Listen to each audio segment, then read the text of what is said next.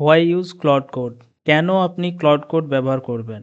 ১ number যেটা হচ্ছে সেটা হচ্ছে স্পিড। এআই দিয়ে কোড লিখলে আপনি ১০ গুণ ফাস্টার কোড লিখতে পারবেন। সেকেন্ড যেটা হচ্ছে কোয়ালিটি। ক্লড আপনার কোড রিভিউ করবে এবং বাগস রিডিউস করবে। এটি আপনাকে পোটেনশিয়াল এরর্স আগেই জানাবে। ৮ নাম্বার হচ্ছে কনটেক্সট। ক্লাউড কোড আপনার এন্টায়ার প্রজেক্ট আন্ডারস্ট্যান্ড করে, তাই এটি রিলেভেন্ট এবং অ্যাপ্রোপ্রিয়েট কোড জেনারেট করে। নতুন টেকনোলজি শিখতে ক্লড অসাধারণ। এর জন্য আপনাকে নতুন টেকনোলজি দীর্ঘ টাইম ধরে আবার শিখতে হবে না। আপনি ক্লড দিয়ে ইজিলি যেকোনো নতুন টেকনোলজিতে নতুন প্রজেক্ট বানাতে পারবেন। আরেকটা দিক হচ্ছে যেটা বেস্ট, সেটা হচ্ছে অটোমেশন। রিপিটেটিভ টাস্কগুলো ক্লড কোড দিয়ে অটোমেট করতে পারবেন। এরকম কিছু টাস্ক যেমন আমরা সিআই পাইপলাইন হোক বা কোড রিভিউ হোক, এই জিনিসগুলো আমরা ক্লড দিয়ে অটোমেশনে করে দিতে পারি। এখন ইনস্টলেশনে যাওয়ার আগে আমাদের কিছু জিনিস দরকার রয়েছে, যেগুলো আমরা চেক করে নেবো যে সেগুলো আমাদের সিস্টেমের মধ্যে আছে বা আমাদের কাছে অ্যাভেলেবিলিটি আছে নাকি। যেমন যার প্রথম হচ্ছে অপারেটিং সিস্টেম, যেটার মধ্যে ম্যাক ওএস, লিনাক্স আর উইন্ডোজ, এই তিনটে যে কোনো অপারেটিং সিস্টেমের একটা। নোড জেএস এর ভার্সন যদি ইনস্টল করা থাকে তো সেই ভার্সনটা যেন 18-এর উপরে হয়। প্যাকেজ ম্যানেজার, যে কোনো একটা প্যাকেজ ম্যানেজার, এনপিএম বা ইয়ার্ন, দুটো যে কোনো একটা প্যাকেজ ম্যানেজারই হলেই হবে। আর একটা যেটা দরকার রয়েছে সেটা হচ্ছে অ্যান্থ্রপিক এপিআই কি। আমরা নোড জেএস এর ভার্সন নোড হাইপেন ভার্সন বলে চেক করে নিতে পারি আমাদের সিস্টেমে। যদি অলরেডি নোড জেএস ইনস্টল করা থাকে তো তার কারেন্ট ভার্সন চেক করার জন্য।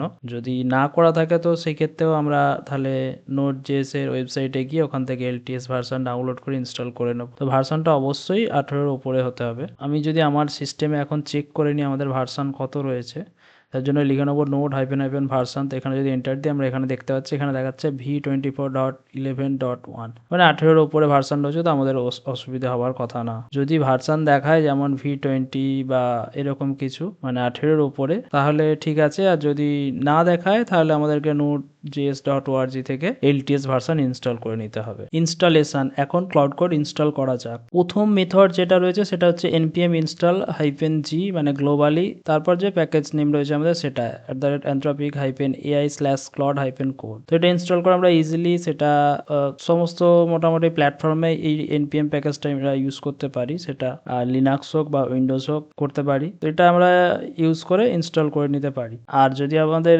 ম্যাক ওএস বা লিনাক্স হয় সেখানে আমরা ব্রিউ ইনস্টল করে, হোম ব্রিউ ইনস্টল করে, সেই ব্রিউ প্যাকেজ ম্যানেজার ইউজ করে আমরা এইভাবে ইনস্টল করে নিতে পারি। Brew install Claude Code. আর সেটা চেক করার জন্য যে আমাদের সাকসেসফুল ইনস্টল হয়েছে কিনা, আমরা ক্লাউড হাইপেন ভার্সন দিয়ে এটা ভেরিফাই করে নিতে পারি যে এটা ইনস্টল হয়ে গেছে কিনা। তো সেটা আমার সিস্টেমে যদি আমি চেক করে নিতে পারি, আমাদের ইনস্টলেশনের জন্য যে কমেন্টটা রয়েছে, আমার যেহেতু উইন্ডোজ সিস্টেমে আমি এখন আছি, npm install -g @anthropic-ai/cloud-code, তো এইটা ইউজ করে আমরা ইনস্টল করে নিতে পারি। আমার সিস্টেম অলরেডি ইনস্টল রয়েছে, তো সেই জন্য আমি আর নতুন করে ইনস্টল করছি না। তো আপনাদের সিস্টেম আপনারা অপারেটিং সিস্টেম অনুযায়ী ইনস্টল করে নিতে পারে। আর এটাই ঠিকঠাক ইনস্টল হয়েছে কিনা সেটা চেক করার জন্য আমরা লিখবো ক্লাউড হাইপেন ভার্সন। লিখলেই এরকম ভার্সনটা এরকম ভাবে আমাদেরকে দেখাবে 2.1.92 ক্লাউড কোড। যদি এইভাবে দেখায় তো সেটা তাহলে ভেরিফাই হয়ে যাবে যে হ্যাঁ আমাদের সাকসেসফুল ইনস্টল হয়েছে। ক্লাউড কোড ব্যবহার করতে গেলে অ্যান্থ্রপিকের এপিআই কি দরকার হবে, তার জন্য আমাদের কতগুলো স্টেপ ফলো করতে হবে। যেমন প্রথমে আমাদের ফার্স্ট স্টেপ হচ্ছে আমরা console.anthropic.com এই ওয়েবসাইটে চলে যাব।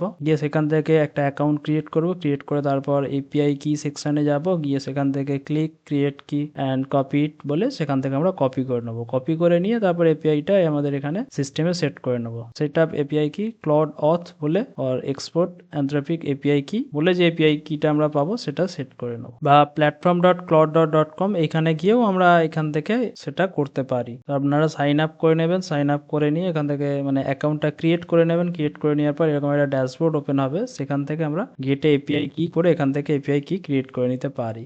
কিন্তু এপিআই কি ইউজ করার জন্য এখানে আমাকে ঠিকঠাকভাবে রেজিস্টার করতে হবে, সাবস্ক্রিপশন নিতে হবে। আমার যেহেতু এখানে সাবস্ক্রিপশন নেওয়া নেই তো সেই জন্য আমাকে এই উইন্ডোটা দেখাচ্ছে। টার্মিনাল থেকেও আমরা অথেন্টিকেশন করতে পারি। তো সেটা করার জন্য আমরা প্রথমে ক্লডটা ওপেন করে নেব। ক্লড লিখলে টার্মিনালে জাস্ট ক্লড লিখলে এরকম একটা পোর্টাল করবে। আমি ইয়েস করছি। করার পর এখান থেকে স্ল্যাশ এখানে আমি লগ ইন দিচ্ছে।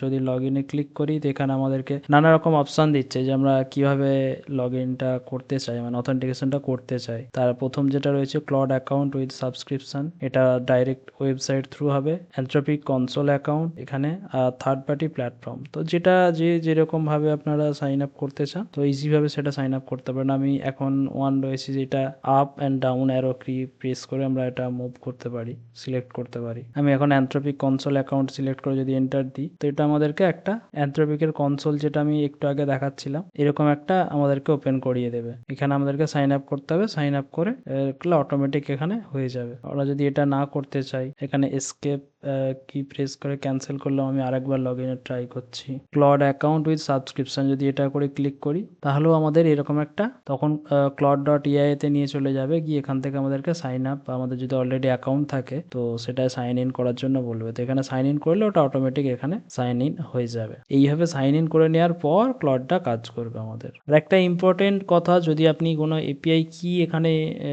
ক্রিয়েট করেন, যেহেতু এটা বিলিং হয় এপিআই কিটা, তো সেই এপিআই কিটা কখনোই কারোর সাথে শেয়ার করবেন না, সেটা আপনি খুব সিক্রেটভাবে রাখবেন।